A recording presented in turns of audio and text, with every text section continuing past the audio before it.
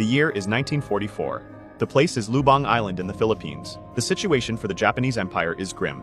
Allied forces are closing in, and the Japanese army is retreating. A young 22-year-old intelligence officer named Hiroo Onoda is sent to the island with a very specific, very dangerous mission. His commander looks him in the eye and gives him a final order. You are absolutely forbidden to die by your own hand. It may take 3 years, it may take 5, but whatever happens, we'll come back for you. Until then, so long as you have even one soldier, you must continue to lead them. You are to sabotage the enemy and never surrender. Onoda bowed. He took those words as an absolute truth. He disappeared into the thick, humid, and dangerous jungle of Lubang. But then, in 1945, the atomic bombs fell. Japan surrendered. The world celebrated. The greatest war in human history was over. But for Hiroo Onoda, the war was just beginning. He didn't hear the news. He didn't see the signatures. For him, the jungle was still a battlefield, and every shadow was an enemy. He would stay in that jungle for the next 29 years. This is the story of the man who became a ghost of the past, fighting a war that no longer existed. The Order of No Return. Hiroo Onoda was trained in guerrilla warfare, a type of fighting very different from regular battles. He was taught not to stand in open lines or charge at the enemy. Instead, he learned to hide in the jungle, strike suddenly, and disappear without being seen. His training focused on patience, survival, and absolute discipline. Onoda was taught that the mission came before everything else. Food, rest, comfort, even his own life were considered less important than orders. Soldiers like him were trained to endure hunger, sickness, and fear without giving up. Quitting was not an option. Before being sent out, his superiors gave him a clear command: "We will come back for you." Onoda believed this completely. He trusted his officers and the Imperial Army with every part of himself. To him, their word was unbreakable. Because of this belief, surrender was not just defeat. It felt like betrayal. In Onoda's mind, giving up would mean breaking a sacred promise and dishonoring everything he had been trained to stand for. As long as he believed the mission was still active, he believed he had no right to stop, even if it meant waiting forever. The First Leaflets, 1945. In late 1945, World War II came to an end. Japan had surrendered, and the fighting was officially over. To bring the remaining Japanese soldiers out of remote jungles and mountains, the Allied forces dropped thousands of leaflets from airplanes. These papers carried a clear message. The war ended on August 15. Come down from the mountains. Onoda and his 3 companions found these leaflets in the jungle. They picked them up, read them carefully, and discussed what they might mean. At first glance, the message seemed simple. But to them, something felt wrong. The wording didn't sound exactly like official Japanese military language. The tone felt unfamiliar. Their training had taught them to distrust anything coming from the enemy. Guerrilla soldiers were warned again and again that the enemy would use lies, fake messages, and psychological tricks to force them to surrender. Because of this, the group convinced themselves that the leaflets were a trap designed by the Americans. After talking it over, they made their decision. They threw the leaflets away and returned to hiding. In their minds, the war was still going on. Believing the message would have meant doubting their orders, and they were not ready to do that. Survival in the green hell. Living in the jungle was nothing like an adventure or a camping trip. For Hiroo Onoda and his men, it was a daily fight just to stay alive. The heat was heavy, the air was wet, and danger seemed to come from everywhere. Rain could fall non-stop for weeks, soaking their clothes, their food, and their weapons. They survived by stealing what they could. Sometimes they killed cows from nearby farms. Other times, they lived on bananas, coconuts, and wild plants.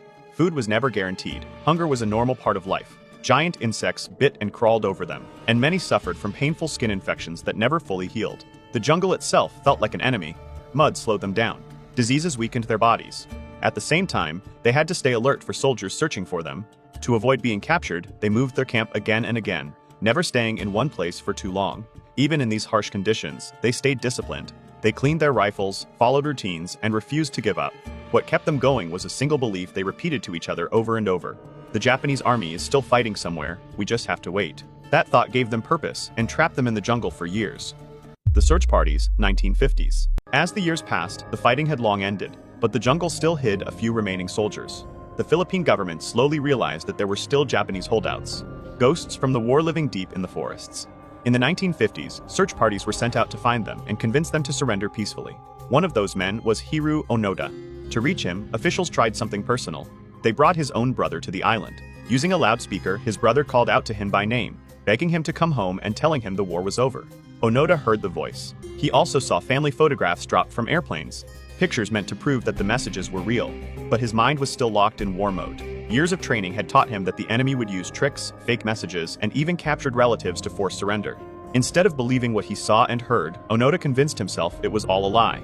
He believed his brother was a prisoner of war being forced to speak. He thought the photographs were clever fakes made by the enemy. Trusting them would mean breaking his orders. So he stayed hidden, choosing duty over evidence, and the war continued in his mind. The group shrinks. Hiroo Onoda did not begin his mission alone. When he first disappeared into the jungle, he was joined by 3 other Japanese soldiers. Together, they shared food, guarded each other, and reinforced their belief that the war was still ongoing. But the jungle is unforgiving, and over time, it broke the group apart. In 1949, the pressure became too much for Yuichi Akatsu.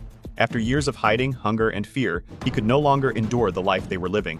One day, he quietly left the group and walked out of the jungle to surrender. For Onoda, this felt like a betrayal, but it also meant the group was now smaller and more isolated. In 1954, another soldier was killed during a brief gunfight with a local search party. The danger was no longer just nature, it was people. The jungle that once hid them now exposed them. By 1972, only one companion remained, Shoichi Kazuka. While carrying out what they believed was a wartime mission, burning a rice pile, Kazuka was shot and killed by local authorities. After 27 years of waiting, fighting, and surviving, Hiroo Onoda was finally alone. The war that no longer existed had taken everyone else from him, leaving him as the last soldier in a conflict that had ended decades earlier. The modern world passes him by. While Onoda was cleaning his 1940s rifle, the world was changing. Color TV was invented. Humans landed on the moon. The Beatles became famous and broke up. Computers were being built. But Onoda knew nothing of this. He lived in a world of shadows, mud, and survival. He was a 1944 man living in a 1970s world, unaware that the country he was fighting for had become one of the most peaceful and wealthy nations on Earth. History raced forward while he stood completely still. Decades of progress passed like silent ghosts around him. His war continued long after the world had moved on. The young explorer, Norio Suzuki. In 1974, a young Japanese man named Norio Suzuki decided he wanted to travel the world. He told his friends he wanted to find 3 things: a panda, the Yeti, and Lieutenant Onoda. Most people laughed, but Suzuki went to Lubang Island and hiked deep into the jungle where everyone else was afraid to go. He did the one thing no one else thought to do. He called out Onoda's name like a friend, not a soldier. Curiosity pushed him where fear stopped others.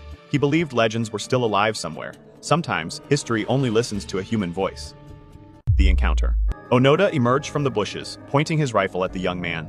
Suzuki didn't run. He sat down and said, "The Emperor and the people of Japan are worried about you." Onoda was shocked to see a Japanese person dressed in modern clothes. They sat together all night and talked. Suzuki told him the war had been over for a lifetime. But Onoda was stubborn. He said, "I cannot surrender. I am a soldier. I must wait for orders from my commander." Time seemed frozen between 2 different eras. One man carried the past, the other carried the present. Trust slowly replaced fear in the quiet jungle night. The return of the commander. Suzuki flew back to Japan and found Onoda's old commander, Major Taniguchi, who was now an old man working in a bookstore. They flew him to Lubang. On March 9, 1974, in a small clearing in the jungle, the old major wore his military uniform and read the official surrender orders to Onoda. Finally, the spell was broken. Onoda saluted, began to cry, and handed over his sword. The war was finally, truly over. A command delayed by decades finally reached its soldier. Loyalty turned into tears of release. In that moment, history quietly closed a long chapter. The tragic hero's return. When Onoda returned to Japan, he was a national hero. Millions of people watched him on TV, but he was miserable. He didn't recognize Japan. He hated the tall buildings, the pollution, and the fact that young people didn't have the same spirit he had. He eventually moved to a ranch in Brazil to find peace in nature. He had survived the jungle, but he struggled to survive the modern world. The world he had protected no longer felt like home. The values he lived for seemed forgotten with time. Fame couldn't replace the simplicity he once knew. In the end, solitude felt safer than applause. Hiroo Onoda died in 2014 at the age of 91. He had spent nearly 1/3 of his life fighting a war that didn't exist. His story is a powerful example of what happens when loyalty goes too far. On one hand, he was a man of incredible strength and discipline. He did what he was told for 29 years without ever giving up. On the other hand, his refusal to see the truth led to the deaths of innocent local villagers and the loss of his own friends. It leaves us with a haunting question. Is loyalty a virtue if it makes you blind to the truth? Onoda was a hero to some and a tragic figure to others.